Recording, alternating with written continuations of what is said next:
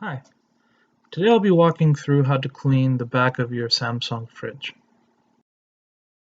This is the specific model number we will be looking at today. Before we begin, you're going to need a few things: a vacuum, a cloth, as well as a Phillips head screwdriver.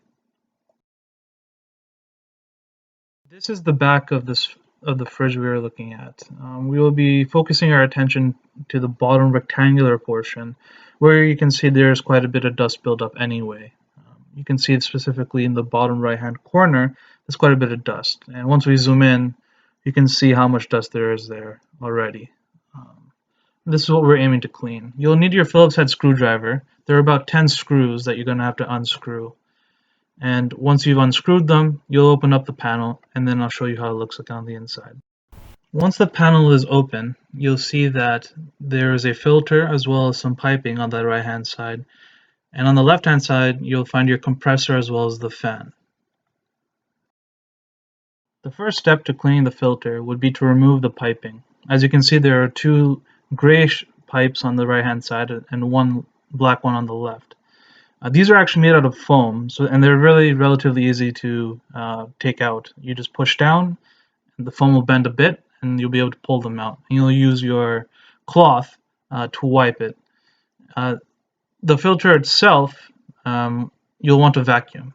And it's important to take out the piping because, as you can see here, there's quite a bit of dust on the other side. So you want to be able to get around and clean all of it. Now, in my situation, the compressor as well as the fan weren't as dirty as I expected.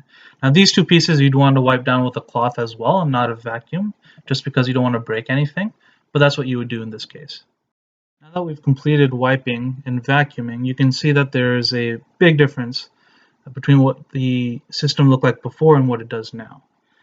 Before you close up, you'll want to ensure that you put back the piping, the two gray sticks as well as the one black one, near the filter back. Now that everything is cleaned and put back in place, you want to close up your panel. As you close up your panel, one of the things I really want you to not miss is the ground wire, which is this green wire near the compressor. You need to ensure that the screw that you're putting into the panel also goes through the ground wire, which connects to then the fridge itself. Once you've completed that, you can screw in the rest, tighten it up, and you're good to go. Thank you again for watching.